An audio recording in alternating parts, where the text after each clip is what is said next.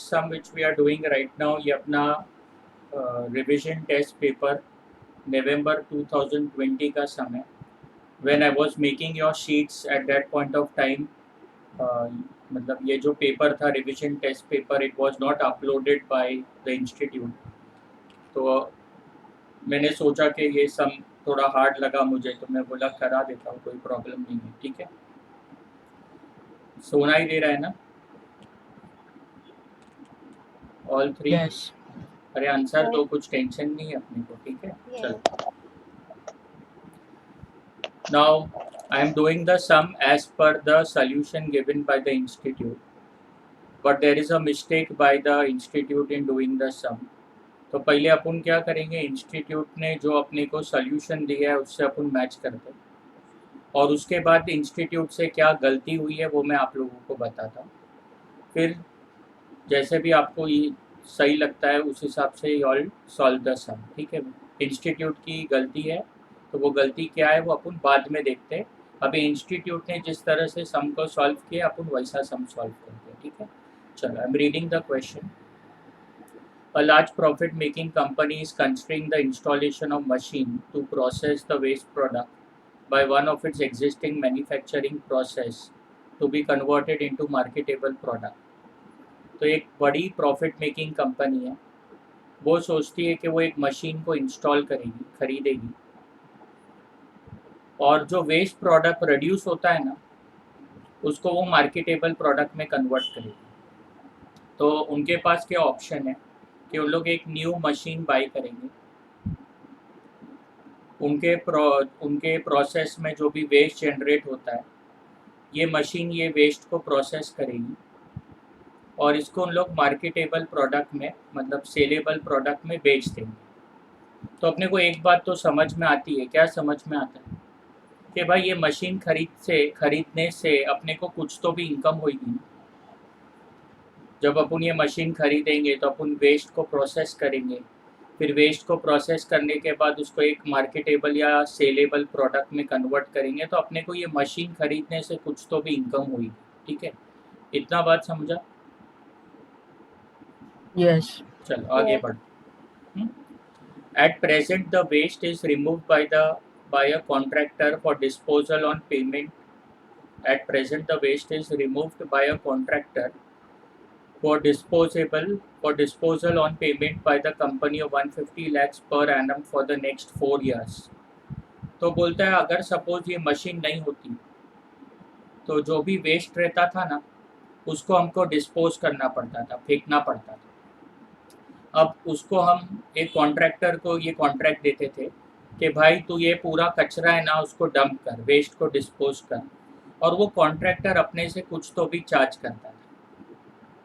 तो दूसरा सिनेरियो ये है कि सपोज अपन नई मशीन नहीं खरीदते तो क्या होएगा, ये वेस्ट अपने प्रोसेस में जमा होएगा. अब ये वेस्ट को फेंकना भी बहुत बड़ा प्रॉब्लम है, तो अपने को एक कॉन्ट्रैक्टर को हायर करना पड़ेगा और फिर वो कॉन्ट्रैक्टर को अपने को कुछ तो भी पैसा देना पड़ेगा ये वेस्ट बेचने के लिए. इतना समझा क्या सिनेरियो है? Yes. समझना जरूरी है, नहीं तो क्वेश्चन ही नहीं समझेगा. ठीक है, अब थर्ड पैरा. कुछ नहीं समझ रहा तो मुझे रोकना, मैं वापस समझाऊंगा. खर्चे का हिसाब अपन बाद में करेंगे, अभी जो लिखा है मैं वो समझा रहा हूँ. Now the contract can be terminated upon installation of the aforesaid machine on payment of compensation of 90 lakhs before the operation starts. वो बोलते हैं अगर ये नई मशीन खरीद लेंगे तो अपन ये कॉन्ट्रैक्टर के साथ जो कॉन्ट्रैक्ट किए उसको कैंसिल कर देंगे. तभी भी अपने को कॉन्ट्रैक्टर को कुछ तो भी कॉम्पेंसेशन पे करना पड़ेगा. तो वापस एक सिनेरियो दिया कि अगर तुम चाहो तो तुम ये कॉन्ट्रैक्टर का कॉन्ट्रैक्ट कैंसिल कर सकते हो और उसको तुम एक कॉम्पेंसेशन दे देना. तो ये पॉइंट बोलता है. अब आगे पढ़ते. The machine required for carrying out processing will cost 600 lakhs to be finance by a loan repayable in 4 equal installments commencing from end of the year 1. अब मेन बात पे आता है कि जो तुम नई मशीन खरीदेंगे वो 600 लाख रुपए की आएगी. इसके लिए तुम लोन लेंगे. अब ये लोन को तुम रीपे करेंगे 4 इक्वल इंस्टॉलमेंट्स में, और फर्स्ट ईयर के एंड से तुम्हारा इंस्टॉलमेंट शुरू हो जाएगा। तो ठीक है, मशीन का कॉस्ट दे दिया है और कॉस्ट किस तरह से फाइनेंस हो रहा है वो बता दिया। आगे बढ़ते, द इंटरेस्ट रेट इज 14% पर एनम। तो बट ऑब्वियस है, लोन लेंगे तो अपने को इंटरेस्ट भी पे करना है। आगे बढ़ते, the end eight the end of the fourth year the machine can be sold for 60 lakhs. तो बोलता है 4 साल मशीन चलाना और फोर्थ ईयर के एंड में मशीन को बेच देना। तो बेचेंगे तो 60 लैक्स आएगा, and the cost of dismantling and removal will be 45 lakhs. अब बेचोगे तो बट ऑब्वियस है आपको मशीन को डिसमेंटल करना पड़ेगा। अगर आपने उसको फिट कर दिया है तो आपको मशीन की वो फिटिंग निकालनी पड़ेगी। तो वो मशीन की फिटिंग और डिसमेंटलिंग कॉस्ट तुम्हें जो आएगा वो 45 लैक्स आएगा। ठीक है, तो ये सब चीज़ें इसने बोली अपनी। अब ऐसा कोई सम आएगा तो बच्चा क्या करेगा, पूरा टाइम पढ़ने में ही जाएगा उसका। पहली बात तो सम देख के ही डर जाएगा, राइट। जब मैंने भी एक बार सम ग्लांस किया तो मुझे थोड़ा ऐसा मतलब ऐसा लग गया कि भाई ये कैसा सम है तुम्हारे सिलेबस में, ऐसा इतना हाई लेवल का तो कभी इन लोग ने स्टडी मैट में मटीरियल में डाला ही नहीं है। चलो आगे बढ़ते, Sales and direct cost of the product emerging from the waste processing for 4 years are as estimated as under। चलो क्या होता है, अपन माल बेचेंगे, जो वेस्ट प्रोडक्ट आएगा उसको बेचेंगे, फिर ये मटेरियल ये मशीन कुछ तो भी खर्चा लगाएगी, मटेरियल लगाएगी, वेजेस लगाएगी, other expense, factory overheads, depreciation, ये सारे खर्चे भी लगेंगे ये मशीन में। क्योंकि लिए क्या कर रहे हैं, मैंने पहले से ही आपको बताया कि मशीन को ये वेस्ट को वो प्रोसेस करेगी, राइट। तो जब ये मशीन ये वेस्ट को प्रोसेस करेगी तो कुछ तो भी खर्चा लगेगा ना, तो वो सारे खर्चे उन्होंने अपने को दे दिए। अब क्या बोलता है, initial stock of materials required before commencement of processing operation is 60 lakhs at the start of year 1। तो बोलता है शुरुआत में अपने को मटेरियल लगेंगे और वो 60 लैक्स के लगेंगे। The stock level of materials to be maintained at the end of year 1, 2, 3 will be 165 lakhs। तो जो क्लोजिंग स्टॉक रहेगा वो 165 लैक्स रहेगा और and of the fourth year में नील रहेगा। तो ये पूरा पैरा अपने को स्टॉक की डिटेल्स बताता है। अब इंस्टीट्यूट ने ये पर्टिकुलर पैरा में जो स्टॉक की डिटेल्स है या मिस्टेक की है, इंस्टीट्यूट ने मिस्टेक की है। मैं अभी इंस्टीट्यूट की मिस्टेक के हिसाब से सम पढ़ा रहा हूँ, बाद में मैं मिस्टेक को हाईलाइट करवाऊँगा और मिस्टेक नज़र आ रही है इसके लिए हाईलाइट करूँगा, नहीं तो कुछ प्रॉब्लम नहीं। अब बोलता है the storage of materials will utilise space and would otherwise have been rented out for 30 lakhs per annum. वो बोलता है अगर आप मटेरियल्स को स्टोर करेंगे तो फिर आपको 30 लैक्स का क्या होएगा, खर्चा आएगा स्पेस का।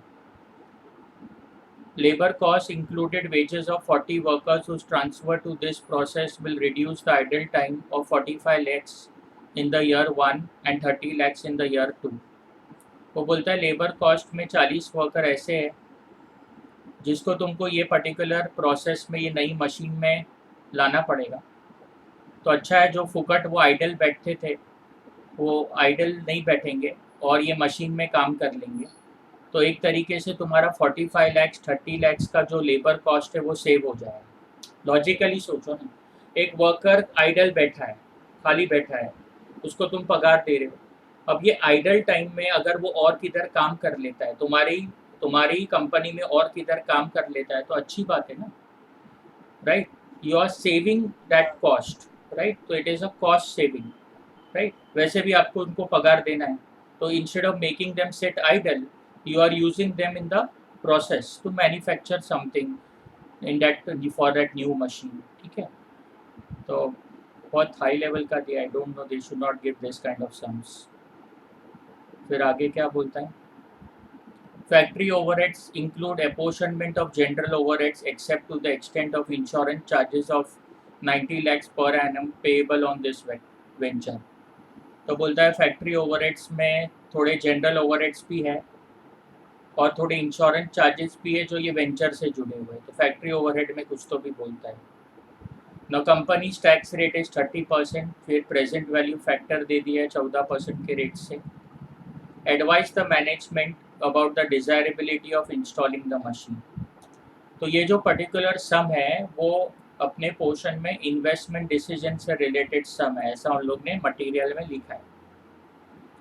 अभी इतना बड़ा सम है, उसमें ज़्यादा कुछ समझ में नहीं आ रहा है, बट मैं क्लियर कर दूंगा मैटर जैसे जैसे अपन सम करते हैं। अभी मेरे को क्या हाईलाइट कराने का है वो समझो। अपने को है ना नेट प्रेजेंट वैल्यू निकालने का, ठीक है। अपने को ये सम में नेट प्रेजेंट वैल्यू निकालने का है। तो present value of cash inflow minus present value of cash outflow will give you net present value.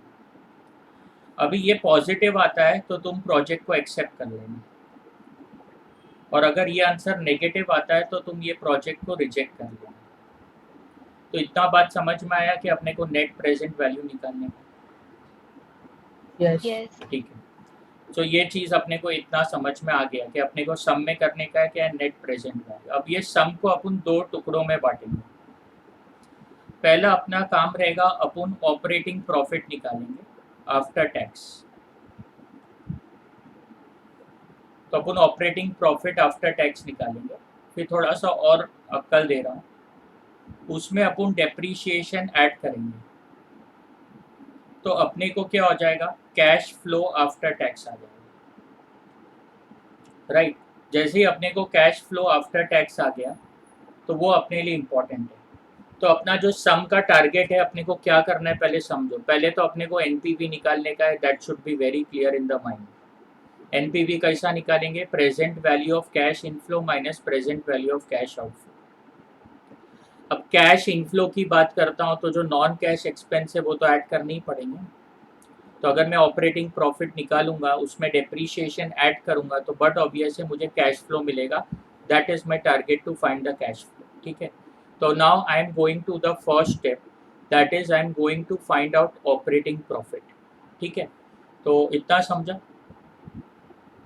Yes ठीक है। दो बातें मैंने क्लियर की अपने को अब तक क्या करने का है, ठीक है।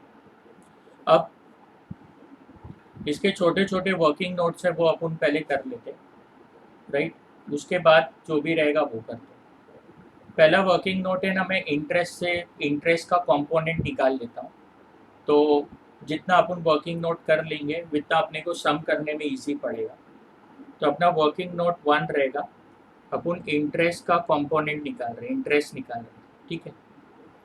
अभी यहाँ पर अपना ईयर 1 है, ईयर 1 है, ईयर 2 है, ईयर 3 है और ईयर 4 है। ये सब ईयर की एंडिंग है। हमें इंस्टीट्यूट ने कुछ वर्किंग दिया नहीं है, मैं अपने हिसाब से पढ़ा रहा हूँ, ठीक है। बट इंस्टीट्यूट के हिसाब से मैच करवा दूंगा। 4 साल बोला है। अब यहाँ देखो क्या लिखा है, the machine required for carrying out the processing will cost 600 lakhs to be finance by loan. तो अपन 600 लाख की लोन लेंगे और 4 इंस्टॉलमेंट में इसे पे करेंगे।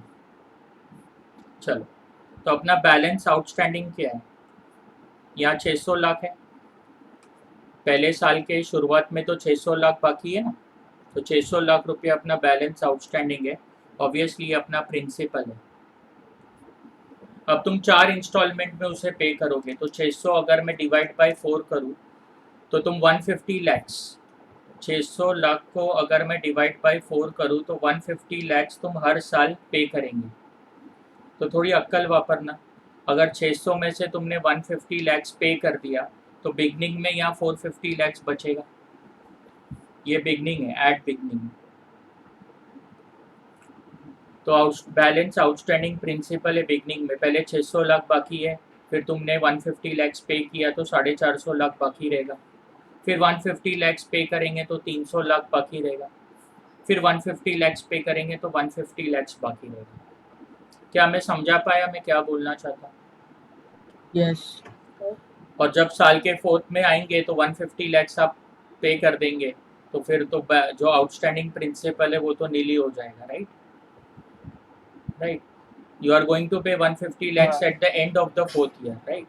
So this 150 lakhs if you pay at the end of the 4th year, right, So your balance principal will be nil only. And what this 150 lakhs which I have written here is the outstanding balance at the beginning of the year. क्या मैं समझा पाया मैं क्या बोलना चाहता हूँ? Yeah. ठीक है, अब मैं इजी कर दिया क्योंकि फिर अभी ये बच्चे जैसा अभी हिसाब करने आना चाहिए. ठीक है, अब इंटरेस्ट लगेगा एट 14% पर एनम, राइट. अभी 600 लाख पे 14% इंटरेस्ट लगेगा. 600 लाख पे 14%, तो 84 लैक्स का इंटरेस्ट लगेगा. अब 450 लैक्स पे 14%, तो यहाँ 63 लैक्स का इंटरेस्ट लगेगा. 300 लाख पे 14%, तो यहाँ 42 लैक्स का इंटरेस्ट लगेगा. 150 पे 14%, तो 21 लैक्स का यहाँ इंटरेस्ट लगेगा. क्या मैं समझा पाया मैंने क्या किया? Yes. जितना भी मेरा बैलेंस आउटस्टैंडिंग था एट द बिगनिंग उसके ऊपर मैंने इंटरेस्ट मार दिया, राइट. तो इतना इंटरेस्ट मैंने कैलकुलेट कर दिया. तो पहला वर्किंग नोट क्लियर है? कुछ पूछना है तो पूछ लो. No. चलो क्लियर है. क्यों? क्योंकि अभी मैं ऐसा बच्चे के जैसा नहीं बताऊंगा ये इतना प्रिंसिपल है ना, इतना इंटरेस्ट है ना, इसमें से इतना प्रिंसिपल रीपे किया. अभी थोड़ा कॉमन सेंस बढ़ा, दिमाग बड़ा कर देंगे. ठीक है, outstanding principal at the beginning चाहिए अपने. तो अपने पहला पार्ट तो कर दिए, ये इंटरेस्ट का मैटर सॉल्व कर दिया. अब दूसरा मैटर मुझे क्या दिखाई दे रहा है? एक तो मुझे इंटरेस्ट का मैटर दिखाई दे रहा है, बाकी का तो मैं उसके साथ कर लूँगा. एक कुछ तो भी फैक्ट्री ओवरहेड्स का दे रहा है, तो वो अपन पढ़ लेते हैं. फैक्ट्री ओवरहेड्स का क्या बोलता है, तो अपन सेकेंड वर्किंग नोट कर लेते हैं. Working note 2 related to factory overheads, year 1, year 2, year 3, year 4. और ये उसने अपने को फैक्ट्री ओवरहेड्स गिवन दे दिया.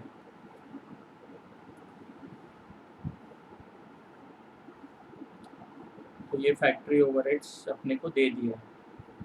कितना दिया है? 165, 180, 330, 435. तो लिख देता हूँ 165, 180, 330, 180 है, 330 है, उसके बाद 435 है. तो 435 ये फैक्ट्री ओवरहेड्स अपने को दे दिया है. इसमें कोई टेंशन है? नीचे जो दिया है वो पढ़ते हैं. ठीक है, चलो क्या लिखा है या कुछ तो भी लिखा है, तो वो पढ़ता हूँ. थोड़ा ऊपर स्क्रॉल कर दूँ, यहाँ पर है ना. चलो, factory overheads include apportionment of general overheads. तो बोलता है कि ये फैक्ट्री ओवरहेड्स में जनरल ओवरहेड्स है. बोलता है ये फैक्ट्री ओवरहेड्स के अंदर हमने जनरल ओवरहेड्स एपोर्शन कर दिए, बांट दिए. ठीक है, ये बोलता है. आगे तो factory overheads include apportionment of general overheads to the extent except to the extent of insurance charges 90 lakhs पर एनम. और बोलता है इसके अंदर इंश्योरेंस चार्जेस भी है और वो 90 lakhs पर एनम, राइट. और फिर यहाँ बोलता है ऑन दिस वेंचर. तो थोड़ा दिमाग वापरो. जो इंश्योरेंस चार्जेस उसने अपने को 90 lakhs के दिए, क्या ये पर्टिकुलर प्रोजेक्ट से जुड़े हुए हैं कि नहीं जुड़े हुए? Yes. ये पर्टिकुलर प्रोजेक्ट से जुड़े हुए हैं, राइट. तो ये इंश्योरेंस चार्जेस अपने को 90 lakhs की ज़रूरत है, अपने को ये जनरल ओवरहेड्स की ज़रूरत नहीं है. तो भी मैं निकाल लेता हूँ. 165 में से 90 lakhs है, तो जनरल ओवरहेड्स हो गए 75 lakhs. ये 180 में से 90 गया तो 90, 330 में से 90 गया तो 240, और 435 में से 90 गया तो 345. ठीक है, अब मुझे ये जनरल ओवरहेड से लेना देना नहीं है, इतना समझ लो.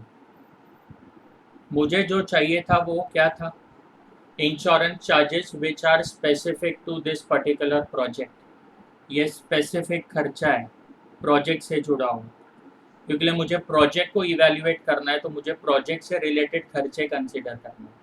तो I hope what I have made myself clear that general Yes. Overheads we are not going to consider. Clear है इतना? Yeah. चलो, तो सेकेंड Yes. पार्ट अपन ने कर दिए. अब क्या बोलता है?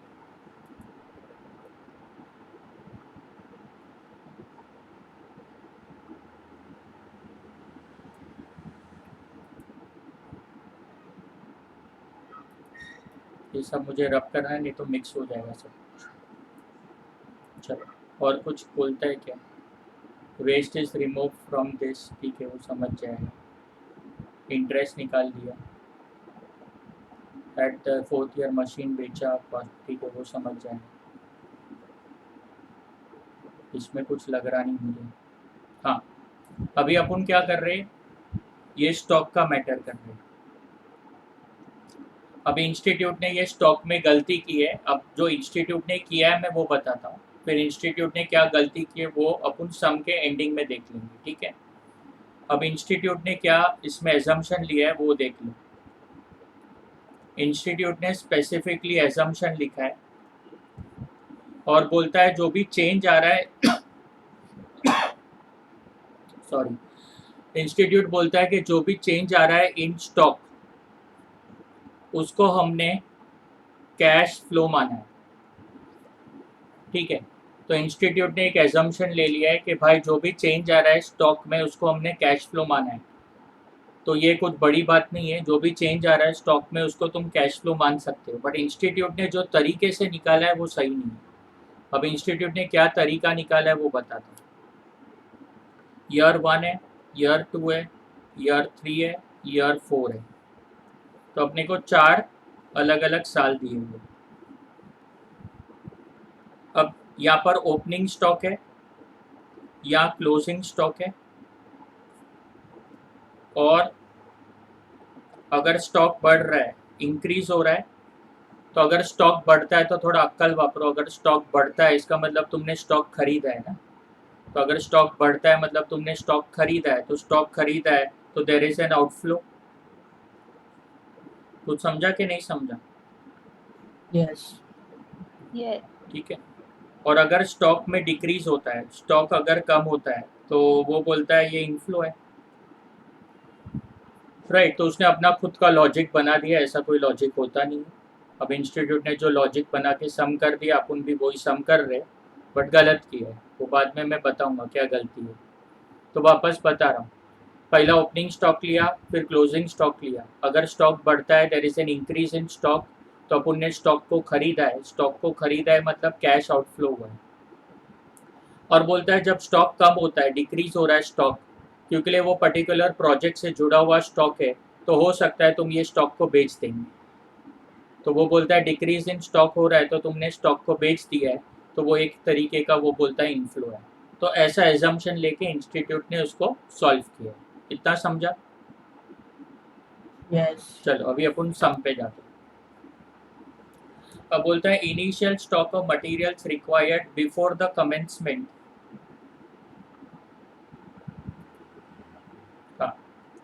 क्या बोलता है? Initial stock of materials required before the commencement of processing the operation is 60 lakhs at the start of the year 1. तो बोलता है शुरुआत में 60 lakhs का मटेरियल की अपने को ज़रूरत है. The stock levels to be maintain at the end of year 1 will be 165 lakhs. बोलता है ईयर 1 के एंड में 165 lakhs का स्टॉक होना चाहिए. ईयर 2 और ईयर 3 में भी 165 lakhs का स्टॉक होना चाहिए. ईयर 2 और ईयर 3 में भी 165 lakhs का स्टॉक होना चाहिए, ऐसा बोलता है, ठीक है. और बोलता है the stock at the end of the 4th year will be nil. तो बोलता है यहाँ पर स्टॉक नील रहेंगे. इतना बात समझा कि नहीं समझा? Yes. Opening Yes. में इतना स्टॉक है, क्लोजिंग में इतना इतना स्टॉक है, ऐसा वो बोलता है. अब यहाँ का क्लोजिंग नेक्स्ट ईयर का ओपनिंग बना, यहाँ का क्लोजिंग नेक्स्ट ईयर का ओपनिंग बना, यहाँ का क्लोजिंग नेक्स्ट ईयर का ओपनिंग बना. इतना अक्कल आ गया ना. अभी थोड़ा सा और अक्कल वापरो. यहाँ से यहाँ स्टॉक बढ़ रहा है कि कम हो रहा है? बढ़ रहा है। बढ़ रहा है, तो 105 से स्टॉक अगर बढ़ रहा है तो 105 का स्टॉक खरीदा होगा, वो आउटफ्लो है। ठीक है, अब यहाँ से यहाँ स्टॉक में कोई चेंज आ रहा है? नो। नहीं, तो यहाँ पर इंस्टीट्यूट ने नील ले लिया। चलो, यहाँ से यहाँ स्टॉक में कोई चेंज आ रहा है? नो। तो यहाँ पर भी नील ले लिया। अब यहाँ से यहाँ स्टॉक में क्या हो रहा है? कम हो रहा है, मतलब कम हो लाइक रहा है, there is a stock decrease. तो वो बोलता है कि जो स्टॉक डिक्रीज हो रहा है उसको तुमने बेच डाला, तो बेच डाला तो 165 लैक्स तुम्हें मिले, and that will be a inflow. इतना समझा कि नहीं समझा? हाँ। अब इंस्टीट्यूट ने यहाँ पर पूरे कॉन्सेप्ट को उल्टा पुल्टा कर दिया, खुद का कॉन्सेप्ट बना दिया, और कोई चीज़ समझता नहीं कि ये गलत है। पहली बात तो ये गलत ही है, ठीक है। अब क्या सही है वो बाद में देखेंगे। तो इंस्टीट्यूट के हिसाब से 105 लाख आउटफ्लो है और 165 लैक्स क्या है? इनफ्लो है। इतना समझा? चल, यस। अभी यहाँ तक अपन ने कर डाले। अभी मुझे देखना है और कोई वर्किंग नोट मुझे बनाने की चीज़ ज़रूरत है, या फिर बाकी मैं सम के साथ हैंडल कर लूँगा। Storage material cost rented out, ठीक है, समझ लेंगे। लेबर कॉस्ट इंक्लूड वेजेस, ठीक है। लेबर कॉस्ट से रिलेटेड कुछ है तो अपन यहाँ लेबर कॉस्ट में अपने को यहाँ वेजेस दिख रहे हैं, राइट।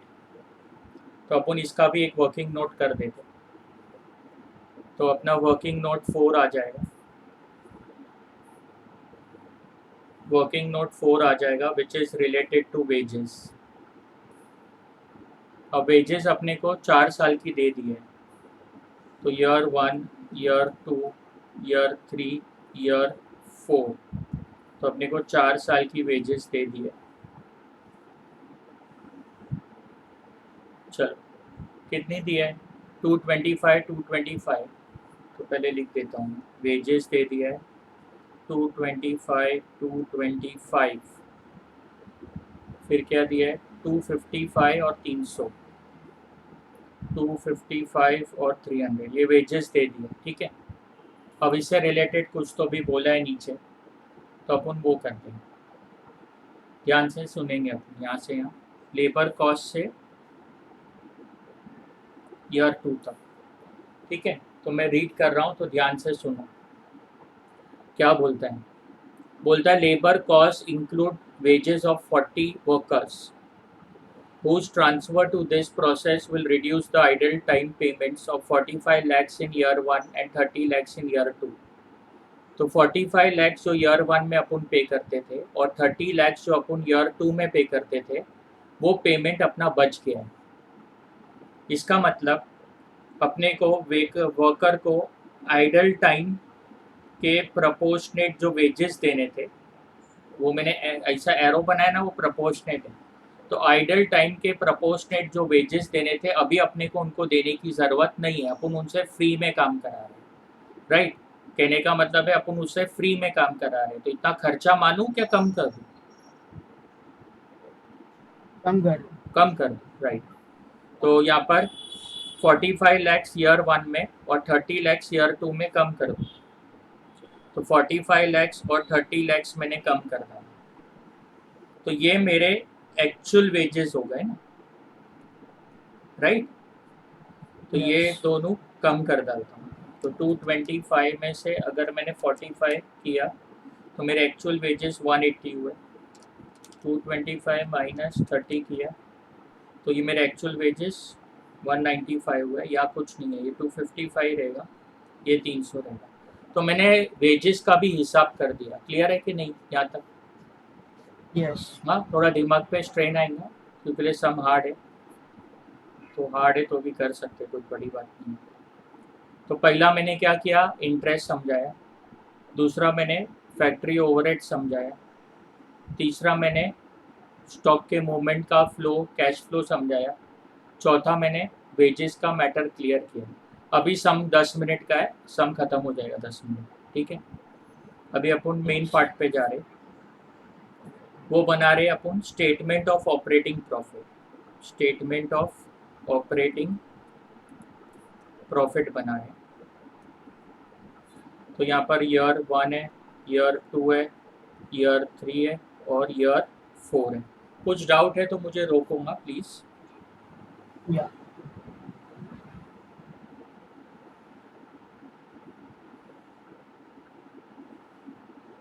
चल, अब जो जो आ रहा है देख लेंगे, जो भी आ रहा है सम के बीच में वो सम पढ़ पढ़ के देख लेंगे।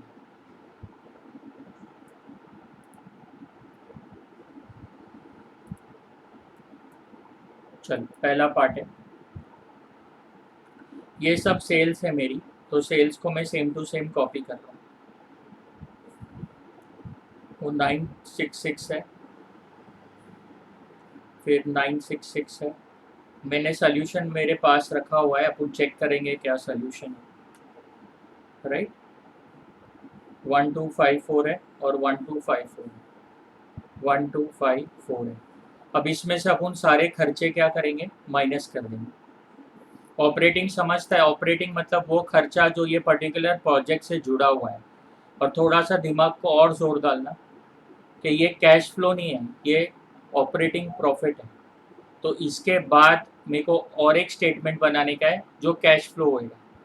तो अपने को सम को दो हिस्सों में डिवाइड करने का है। पहला हिस्सा ऑपरेटिंग प्रॉफिट का है और दूसरा हिस्सा कैश फ्लो का है। कैश फ्लो का हिस्सा बनाने के बाद ही मैं एनपीवी निकाल पाऊंगा। लॉजिक समझता है कि नहीं समझता है? क्लियर है? Yes. चल, Yes. अपने को मटेरियल का खर्चा आ रहा है। मटेरियल में कोई वर्किंग नोट था क्या? नहीं, मटेरियल में कोई वर्किंग नोट नहीं था। कुछ मटेरियल से रिलेटेड लिखा है क्या? At present, the waste is removed from the contractor on payment of 150 lakhs, and the contract can be terminated of the aforesaid machine on payment of 90 lakhs before processing this. तो ये तो notional खर्चे, processing cost, ठीक है। Material से related कुछ खर्चा तो नहीं है, ठीक है। तो मटेरियल का खर्चा अपन लेस कर देंगे, लेस मटेरियल कंजम्पशन। तो 90 120, तो यहाँ 90 आ जाएगा या 120 आ जाएगा। 255 255, तो यहाँ 255, यहाँ 255 आ गया। वेजेस के लिए अपन ने कुछ तो भी किया है, राइट। जो एक्चुअल वेजेस है वो करेंगे। तो वेजेस के लिए Yes. अपन वर्किंग नोट का रेफरेंस दे देंगे।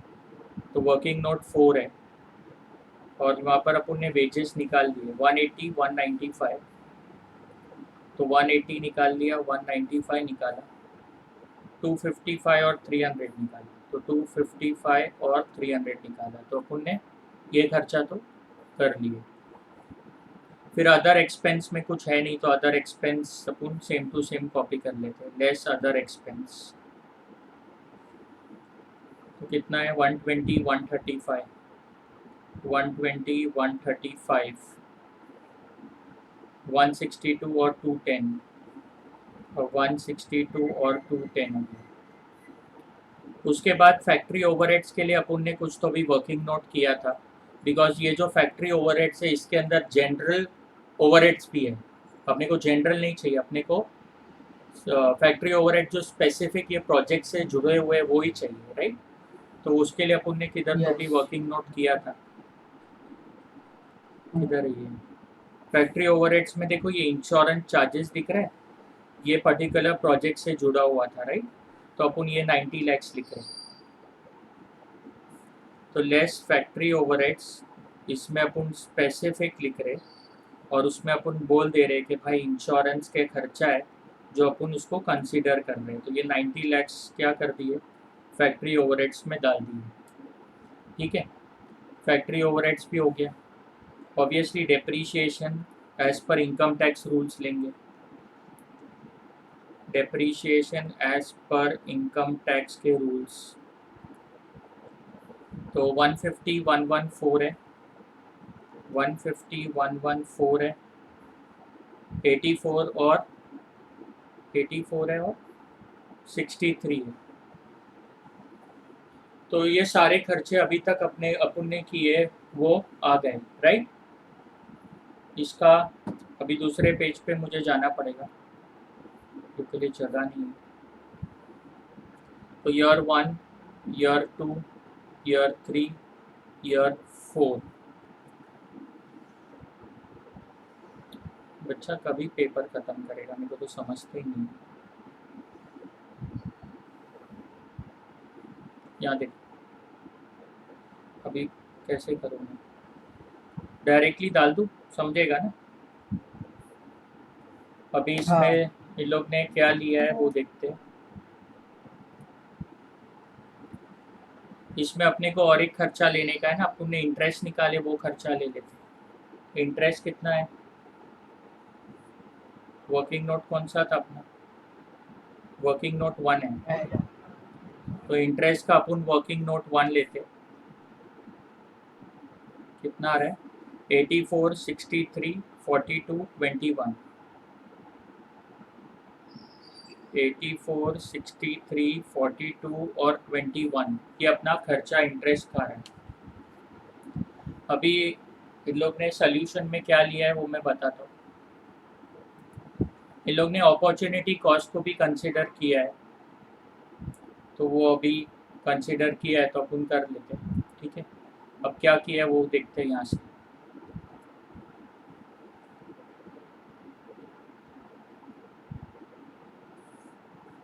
किधर, कुछ तो भी अपॉर्चुनिटी कॉस्ट का पार्ट था यहाँ पर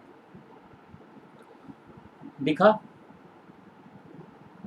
The storage of materials will utilize space which would otherwise have been rented out for 30 lakhs per annum. तो वो बोलता है the storage of materials would utilize space which would otherwise be rented out for 30 lakhs per annum. मतलब क्या, थोड़ा सोच के बताओ क्या मतलब है इसका। Waiting for your answer. Opportunity नहीं मेरे को उसका मतलब समझाओ। I am not requiring technical part. The storage of materials will utilize space which would otherwise have been rented out for 30 lakhs per annum. अब खाली मुझे इतना बताओ कि अभी अपन क्या कर रहे हैं, ये सब में अपन कर रहे क्या है। ये सब में अपन मटेरियल को स्टोर कर रहे हैं कि मटेरियल को बेच रहे हैं।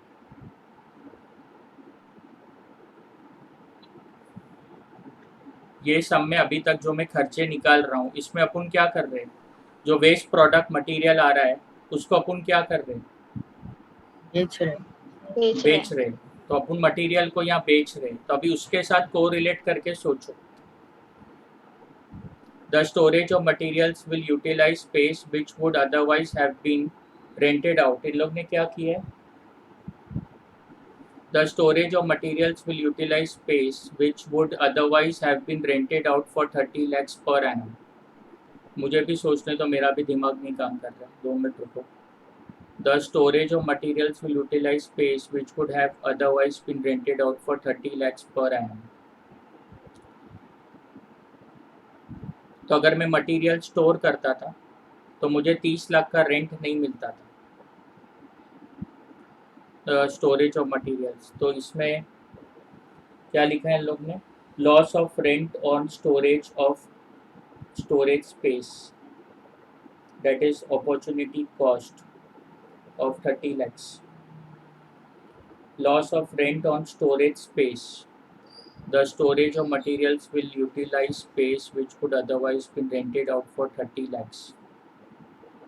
तो क्या बोल रहा है कि अगर अपन मटेरियल स्टोर करते थे तो अपने को 30 lakhs का रेंट रिसीव होता था। मटेरियल अगर अपन स्टोर करते थे तो अपने को 30 lakhs का रेंट रिसीव होता था। The storage of materials will utilize space which would otherwise. तो ये कॉस्ट कैसे हुआ अपने लिए, अभी तो अपन माल बना के क्या कर रहे हैं, बेच रहे हैं। तो माल बना के अगर अपन अभी बेच रहे तो अपने को 30 lakhs की तो कॉस्ट की सेविंग्स हो जाएगी। तो इतना तो अपना अपॉर्चुनिटी कॉस्ट नहीं है, इतना तो अपना क्या है, प्रॉफिट है।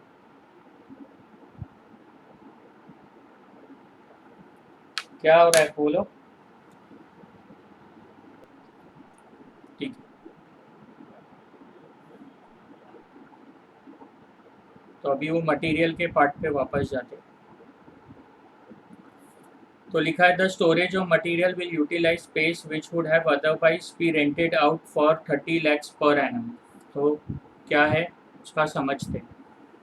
अभी हम लोग मटेरियल को क्या कर रहे हैं, वेस्ट मटेरियल को हम प्रोसेस कर रहे हैं, फिर हम वेस्ट मटेरियल को स्टोर करेंगे और फिर कुछ समय बाद हम वेस्ट मटेरियल को सेल कर देंगे।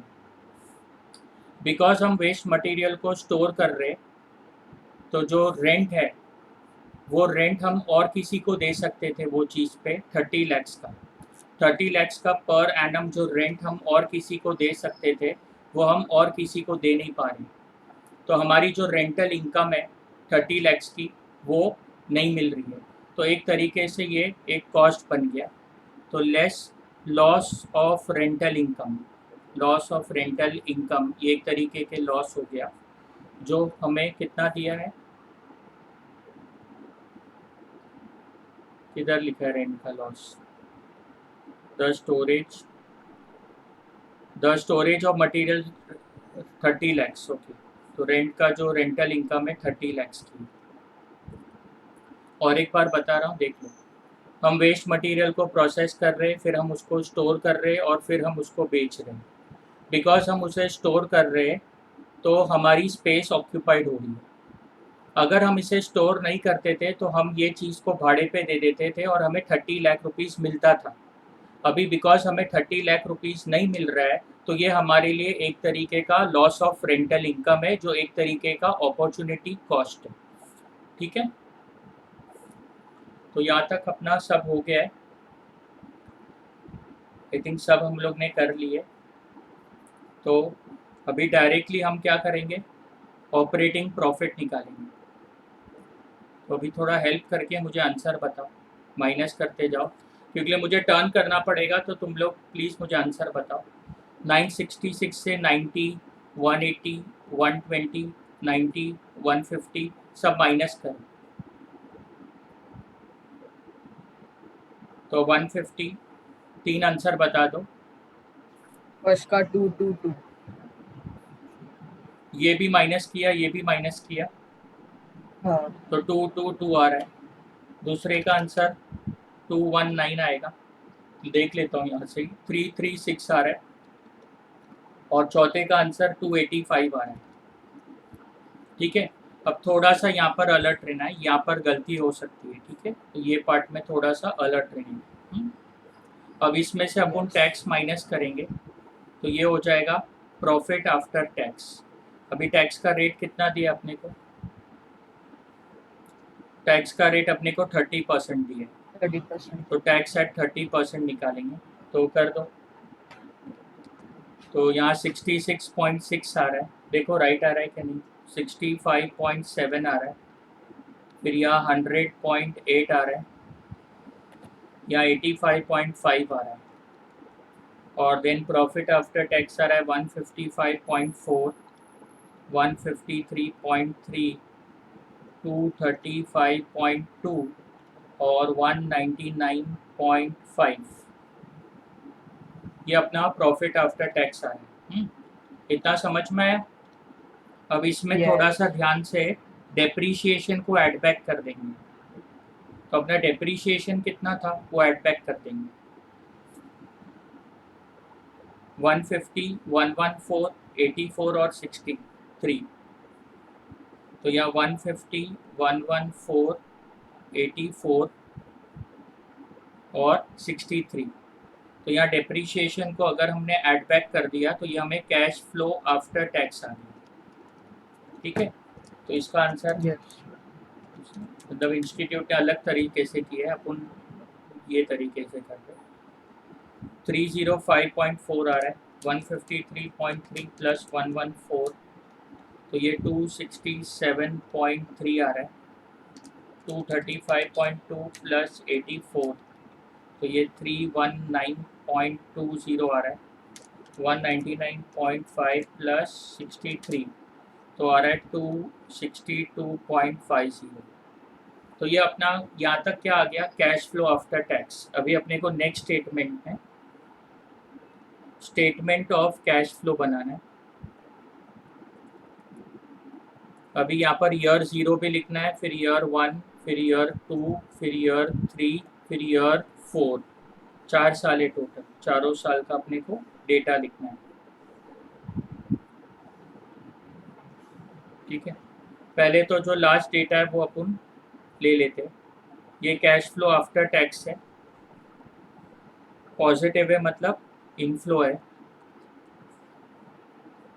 तो 305.4 ईयर 1 में आ रहा है, 305.4, 267.3, 319.20, उसके बाद 262.50। तो ये अपना कैश फ्लो आफ्टर टैक्स आ गया। इसमें हम लोग ने क्या किया, डेप्रीशिएशन भी ऐड कर दी, राइट। अभी थोड़ा सा आगे जाएंगे। अब यहाँ पर देखिए क्या मैं बोल रहा हूँ। इंटरेस्ट का अपन ने अकाउंट में ले लिया है, इंश्योरेंस चार्जेस को अपन ने अकाउंट में ले लिया है, चेंजेस इन स्टॉक अपने को अकाउंट में लेने का। अभी ध्यान से समझना यहाँ पर क्या हो रहा है। ये 60 का है ना, 60 का, ये 60 का जो उन्होंने दिया है वो कैश आउटफ्लो है एट ईयर 0। अब सवाल होएगा कि sir cash outflow at year 0 कैसे है, तो वो लाइन पढ़ेंगे अपन, क्योंकि ये सम थोड़ा ट्रिकी है, तो बहुत गहराई से इसे समझना पड़ेगा क्या बोल रहे हैं। तो वो लाइन पढ़ते, initial stock of materials required before commencement of processing operation is 60 lakhs. शुरुआत में हमें मटेरियल की ज़रूरत पड़ी 60 लैक्स की। तो ये अपना ओपनिंग स्टॉक तो नहीं बोल सकते प्राइमरली, अपन ने 60 लैक्स का मटेरियल खरीदा है स्पेसिफिकली, तो अपन ने शुरुआत में खरीदा है। तो ईयर 0 में 60 लैक्स का आउटफ्लो है। क्या मैं समझा पाया मैं क्या बोल रहा हूँ? यस। तो यहाँ पर अपन लिखेंगे परचेस ऑफ मटेरियल, तो ये 60 लैक्स का 0.0 पे आउटफ्लो हो गया। फिर ईयर 1 में 105 का क्या है, आउटफ्लो है। आउटफ्लो। तो 105 का आउटफ्लो है ईयर 1 में भी, तो ये मैंने आउटफ्लो कर दिया। फिर क्या बोलता है, 165 का ईयर 4 में इनफ्लो है। तो 165 का इनफ्लो है, तो अपन यहाँ पर उसको अलग से लिख देंगे, सेल ऑफ मटेरियल। तो 165 का इनफ्लो है, तो ये अपन ने मटेरियल का पार्ट सब कर दिया। ठीक है, अभी नेक्स्ट करते,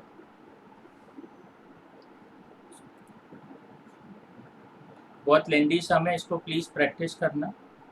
ठीक है, क्या लिखा है, यस।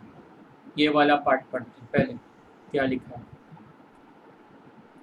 चलो, the contract can be terminated upon installation of the aforesaid machine on payment of compensation of 90 lakhs. तो ऑब्वियसली अपन मशीन का इनफ्लो निकाल रहे, तो अपन ने क्या किया होगा, कॉन्ट्रैक्ट को टर्मिनेट किया होगा। तो अपन ने 90 लैक्स का पेमेंट किया है और प्रोसेसिंग शुरू होने से पहले किया है, तो ये आउटफ्लो है। Compensation for contract termination, compensation for contract termination 90 lakhs का अपने को आउटफ्लो हो रहा है। इतना समझ रहे? तो ये 90 लैक्स का आउटफ्लो हो रहा है, तो ये पार्ट भी अपने को समझा। अब ये पार्ट करते, ऊपर का पार्ट, ये रब कर देता हूँ। ऊपर के पार्ट में क्या बोलता है, at present the waste is remove by the contractor for disposal on payment of by the company. At present, the waste is removed by the contractor for disposal of payment by the company of 150 lakhs per annum for the next 4 years. तो अपन ऐसा बोल सकते हैं कि अपने को अभी 150 लाख रुपया देने की ज़रूरत नहीं है, अपन उसको 150 लैक्स देते थे। सुनाई दे रहा है सब लोग को? यस। अपन कॉन्ट्रैक्टर को 150 लाख रुपीस देते थे वेस्ट को फेंकने के लिए, अभी अपने को उसको 150 लैक्स देने की ज़रूरत नहीं है। तो ये एक तरीके से अपन नोशनली कैश इनफ्लो मानेंगे, नोशनली कैश इनफ्लो मानेंगे। Savings in payment to contractor. अब जो इंस्टीट्यूट ने किया मैं वही सिखा रहा हूँ आप लोगों को। Savings in payment to contractor, तो ये 150 लैक्स 150 लैक्स 150 लैक्स 150 लैक्स, ये एक तरीके का अपना क्या हो गया, सेविंग्स हो गया। ये समझ में आ रहा है? Yes. अब this I am rubbing it out. अभी वापस हमें ये बनाना है year 0, year 1, year 2, year 3, year 4। इसमें क्या प्रॉब्लम है सब में मालूम है? इसमें बहुत सारे ऐसी चीज़ें हैं जो बच्चा ले भी सकता है और नहीं भी ले सकता। अब इंस्टीट्यूट ने क्या किया है वो बताता हूँ। ये वो 150 लैक्स की जो अपनी सेविंग्स है, ये एक तरीके का अपना प्रॉफिट बढ़ा देगा। तो अगर ये अपना प्रॉफिट बढ़ा देगा तो फिर इस पे अपने को टैक्स देना पड़ेगा। तो उसने नोशनल वे में इसके ऊपर टैक्स भी निकाला है। तो यहाँ लिखेंगे अपन tax payment on notional gain at 30%। तो इस पे अपने को जो 150 है उसका 30% कितना आता है? 45 आता है ना। तो अपने को 45 लैक्स का एक तरीके से ये कैश आउटफ्लो हो जाएगा। what we are doing, you all are getting it? देखो ये सबसे इम्पोर्टेंट है, cash flow after tax. Purchase of material में भी कोई प्रॉब्लम नहीं है, सेल ऑफ मटेरियल में भी कोई प्रॉब्लम नहीं है। अब जो प्रॉब्लम आ रहा है वो यहाँ से आ रहा है क्योंकि इंस्टीट्यूट ये पार्ट राइट और ये पार्ट, ये असलियत में तो देयर इज नो कैश का मूवमेंट राइट। तो कैश फ्लो स्टेटमेंट में तो आना ही नहीं चाहिए, बट इंस्टीट्यूट इसको नोशनल बेसिस पे निकाल दिए तो अपन भी निकाल रहे, कुछ कर नहीं सकते। लॉजिक समझा कि नहीं समझा? Yes. जो आप कॉन्ट्रैक्ट का कॉम्पेंसेशन पे कर रहे हो वो 90 लैक्स, वो तो आप पे कर रहे हो, तो इसमें भी कोई टेंशन नहीं, ये भी आप पे कर रहे हो। और ये जो है ये नोशनल है 150 लैक्स, और उसके ऊपर जो 150 लैक्स का जो आपका सेविंग्स हो रहा है, इससे प्रॉफिट बढ़ रहा है, तो जो नेट सेविंग्स हो रहा है वो आफ्टर टैक्स हो रहा है। तो 45 लैक्स का टैक्स पेमेंट नोशनल गेन पे लग रहा है, ऐसा मान के चल रहे हैं। यहाँ तक क्लियर हुआ? I think upon Yes. Last part पे अभी लोन का रीपेमेंट। लोन का क्या है? रीपेमेंट है। तो अपन ईयर 1 में हर में 150 लैक्स रीपे कर रहे हैं ना, तो ये एक तरीके का कैश आउटफ्लो हो गया। 4 इंस्टॉलमेंट में अपन लोन को रीपे करेंगे तो 150 लैक्स का रीपेमेंट होगा। अब इसका लास्ट पार्ट बाकी है, फिर सम खत्म हो रहा है अपना। जो लास्ट पार्ट है वो ये है, द इंटरेस्ट नहीं, लास्ट पार्ट कुछ तो भी नेट का दिया था,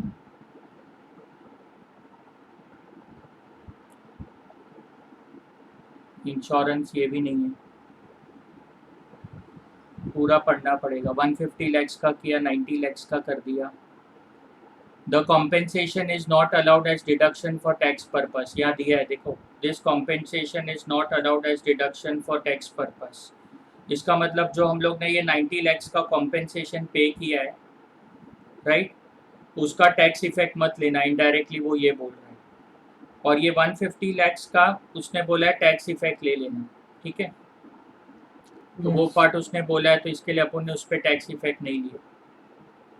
फिर मशीन 600 लाख की थी, उसको 4 इंस्टॉलमेंट में फाइनेंस किए।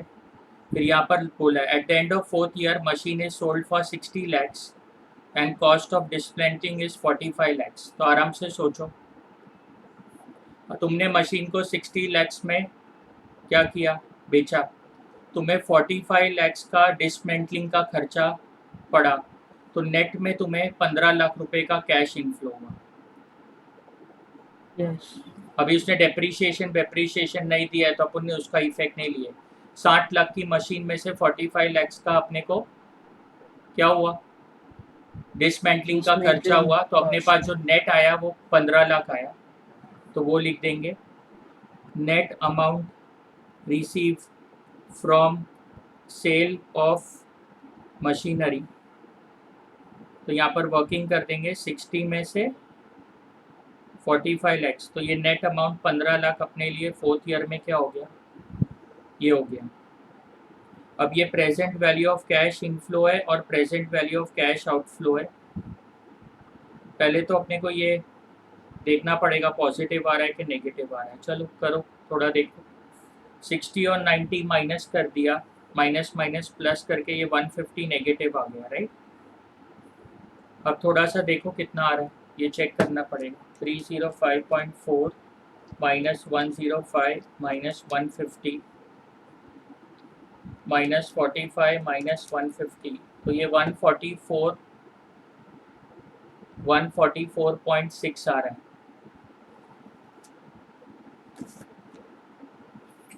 फर्स्ट ईयर का कितना आ रहा है, माइनस 155.4, 10.8, 10.8 का क्या आ रहा है, सर सब माइनस करना है ना। देखो तुम करके देखो क्या आंसर आ रहा है।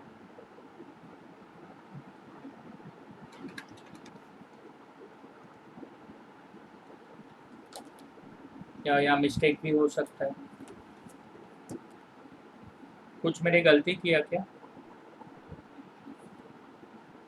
ये 305.4 माइनस 105 माइनस 150 माइनस 45 माइनस 150, तो 144.6 आ रहा है और नेगेटिव आ रहा है। और यहाँ इंस्टीट्यूट में क्या लिखा है इन लोगों ने,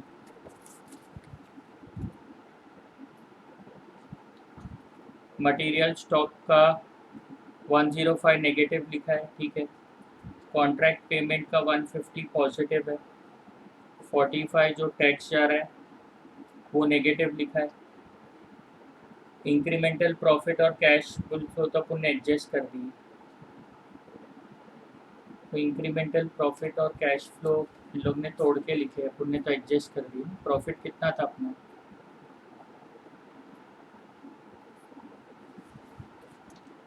इंक्रीमेंटल प्रॉफिट कितना है,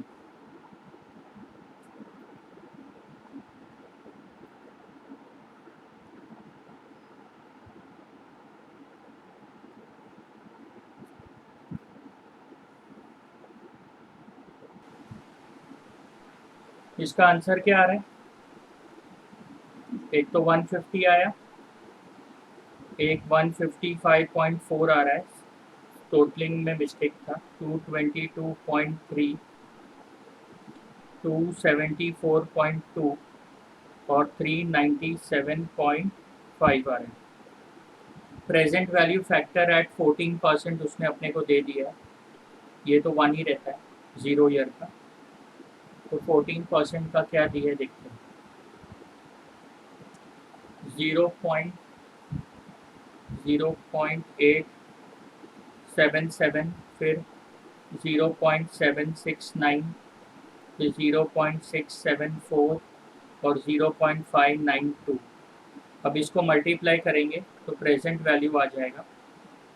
अब ये कैश इनफ्लो भी हो सकता है और ये कैश आउटफ्लो भी हो सकता है, तो ये 150 नेगेटिव आ रहा है, इसको मल्टीप्लाई करके ये आएगा 136.84, इसको मल्टीप्लाई करके 170.95, फिर ये आ रहा है 184.81 और ये आ रहा है 235.32, ठीक है। अब ये सारे पॉजिटिव को ऐड करेंगे और इसमें से ये नेगेटिव माइनस करेंगे तो हमें नेट प्रेजेंट वैल्यू आ जाएगा। अब ये नेट प्रेजेंट वैल्यू हमें 577.36 आ रहा है, मतलब पॉजिटिव आ रहा है, तो हम ये प्रोजेक्ट को एक्सेप्ट कर लेंगे। आई बात समझ में। यस तो अभी इसमें ना इंस्टीट्यूट से क्या गलती हुई है वो लास्ट पार्ट 5 मिनट में बता दो क्या गलती हुई है। स्टॉक के कैलकुलेशन में इंस्टीट्यूट से मुझे लगता है गलती हुई है, ईयर 1, ईयर 2, ईयर 3 और ईयर 4। ये बोल सकते हैं ओपनिंग स्टॉक जैसा ही है, बट हमने इसको परचेज किया है, फिर ऐड परचेज, फिर less closing stock will give you consumption, ये हम लोग पहले से पढ़ते आ रहे हैं। अब कोई बच्चा ये इसको इस तरह से अगर सॉल्व कर दिया तो उसके आंसर में चेंज आएगा। ओपनिंग स्टॉक में अपने पास 60 लैक्स था। क्लोजिंग स्टॉक वो बोलता है आप मेंटेन करो 165 लैक्स का। तो क्लोजिंग स्टॉक वो बोलता है आप मेंटेन करो 165 लैक्स का, 165 लैक्स का, 165 लैक्स का, और यहाँ नील बोलता है। अब यहाँ का जो क्लोजिंग है वो यहाँ का ओपनिंग हो गया, यहाँ का क्लोजिंग थर्ड ईयर का ओपनिंग, यहाँ का क्लोजिंग थर्ड ईयर का ओपनिंग। इतना समझ में आया? अभी उसने अपने को कंजम्पशन भी तो दे दिया है ना यार, कंजम्पशन भी तो अपने को उसने दे दिया है, तो मैं परचेज क्यों नहीं निकाल सकता? ये देखो यहाँ मटेरियल कंजम्पशन दे दिया है उसने मेरे को 90, 120, 255। तो अगर मैं यहाँ मटेरियल कंजम्पशन 90, 120, 255, 90, 120, 255 और ये 255 ले लूँ, राइट, तो अपने को क्या परचेस नहीं मिलेगा क्या? और अगर अपने को ये परचेस मिलेगा तो अपन इसको आउटफ्लो मानेंगे, और ये अपन ने स्पेसिफिकली yes, खरीदा है तो इसको भी अपन आउटफ्लो मानेंगे। तो फिर जो इंस्टीट्यूट ने एजम्पशन लिया है ओपनिंग और क्लोजिंग का, तो वो एजम्पशन फिर एब्सर्ड लगता है, गलत लगता है, क्योंकि बच्चा प्रैक्टिकली इस तरह से परचेज फाइंड कर सकता है ये सम में, बट इंस्टीट्यूट ने ये तरीके से नहीं किया है। सो यहाँ पर मुझे लगता है कि इंस्टीट्यूट को ये फॉर्मेट से निकालना चाहिए था और ये सारे परचेज को आउटफ्लो मानना था, और ये जो 60 लैक्स है वो तो स्पेसिफिकली बोला है खरीदा है, तो उसे भी आउटफ्लो मानना था। तो अकॉर्डिंगली अपना आंसर चेंज हो जाता, और शायद हो सकता था कि ये नेगेटिव आ जाता और फिर हम इसको रिजेक्ट कर देते। So there, I think that is the difference which I think between what institute should have done. क्या मैं समझा पा रहा हूँ मैं क्या बोल रहा हूँ? yes, क्या तुम लोग को इसमें कुछ लगता है कि मेरे से कुछ गलती हो रही है? क्या ऐसा अपन निकाल सकते हैं कि मानते हो कि निकाल सकते हैं कि नहीं निकाल सकते? yes, बट ऑब्वियसली अपन ऐसा निकाल सकते हैं, opening stock at purchase less closing stock will give you consumption. जब कंजम्पशन उसने अपने को दे दिया है तो अपन परचेज निकाल सकते हैं आराम से, और परचेज को अपन आउटफ्लो बोल सकते हैं। क्लियर है? yes, Everyone clear what is the difference in opinion? So there is a difference in opinion जो ये शायद हो सकता है, तो this will give you a rise to an alternative answer, and if the students approach by this method then they should be given right. What is my suggestion? अब खाली एक बार रिकलेक्ट कर लेते हैं 5 मिनट्स में, then will end the session. पहले अपन ने क्या निकाला? इंटरेस्ट निकाला। फिर अपन ने फैक्ट्री ओवरहेड्स में इंश्योरेंस चार्जेस को कंसिडर किया।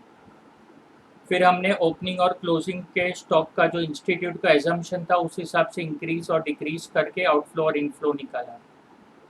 फिर हमने एक्चुअल वेजेस निकाले, राइट। इसमें जो आइडल टाइम के वेजेस है जो हमें पे नहीं करने की ज़रूरत है उसको एडजस्ट कर लिया, क्योंकि लिखा था वो इसके अंदर इंक्लूडेड है। उसके बाद sales, material, wages, other expense, factory overhead, depreciation, यहाँ तक कोई प्रॉब्लम नहीं था, सीधा जा रहा है सब। इंटरेस्ट में कोई प्रॉब्लम नहीं है। यहाँ पर एक चीज़ में अपन फंस गए थे, लॉस ऑफ रेंटल इनकम। उसमें क्या फंस गए थे? लॉस ऑफ रेंटल इनकम में मैंने क्या एजम्पशन दिया है, थोड़ा ध्यान से देखेंगे। हम मटेरियल को प्रोसेस कर रहे, उसके बाद हम मटेरियल को स्टोर कर रहे, तो हमें जो रेंटल इनकम मिलनी चाहिए थी वो रेंटल इनकम हमें मिल रही नहीं है। तो ये एक तरीके का अपॉर्चुनिटी कॉस्ट है, और इसको हमने एक तरीके का एक्सपेंस मान के चला। तो ये एक चीज़ थोड़ा ध्यान आपको रखनी पड़ेगी। यहाँ पर ऑपरेटिंग प्रॉफिट के बाद टैक्स, फिर प्रॉफिट आफ्टर टैक्स, फिर डेप्रीशिएशन ऐड किए तो कैश फ्लो आफ्टर टैक्स। यहाँ तक कोई टेंशन नहीं है। जो ये रेड मार्क किया हो ये थोड़ा अलर्ट रहने का है। उसके बाद कैश फ्लो आफ्टर टैक्स अपना आ गया। फिर हमने मटेरियल खरीदे और मटेरियल बेचे, ये अपन ने ओपनिंग स्टॉक के स्टेटमेंट से पकड़े। ये कॉम्पेंसेशन हम कॉन्ट्रैक्ट टर्मिनेशन का पे करेंगे, और इसमें उसने स्पेसिफिकली बोला है कि टैक्स सेविंग, टैक्स का इफेक्ट मत लेना। ये 150 लैक्स हमारी सेविंग्स हो गई, जिससे वजह से हमारा प्रॉफिट बढ़ जाएगा। प्रॉफिट बढ़ जाएगा तो उसके ऊपर टैक्स लग जाएगा। तो ये हम लोग ने नोशनल बेसिस पे टैक्स भी निकाल लिए। लोन रीपेमेंट हमने 150 lakhs principal amount over 4 years पे की है। फिर मशीनरी अपन ने 60 lakhs में बेचे थे, मशीनरी अपन ने 60 lakhs में बेचे थे, 15 लाख अपने को मशीन को डिसमेंटल करने का लगा, तो नेट में 45 lakhs डिसमेंटल करने का लगा, तो नेट में अपने पास 15 लाख का कैश इनफ्लो आया। और इस पे इंस्टीट्यूट ने बोला है कि हम कैपिटल गेन का जो टैक्स है अगर लगता भी है तो इसको हम इग्नोर कर दें, तो इस पे उन लोग ने टैक्स का इफेक्ट नहीं डाला इंस्टीट्यूट ने, तो अपन ने इंस्टीट्यूट ने नहीं डाला है तो अपन भी नहीं डाल रहे, 15 लाख को कैश इनफ्लो मान रहे। फिर ये सब अपन ने करते प्रेजेंट नेट प्रेजेंट वैल्यू पे आ गए, आंसर अपना पॉजिटिव आया तो अपन प्रोजेक्ट को सिलेक्ट कर लेंगे। पूरा दिमाग के अंदर बैठा, थोड़ा हार्ड सम था, ठीक है।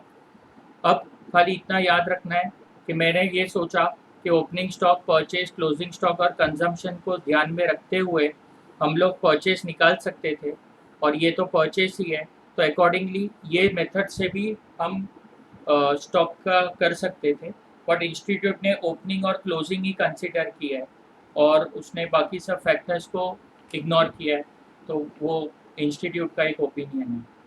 क्लियर है इतना? Yes. चल, so now we will meet tomorrow and please practice this sum, ठीक है।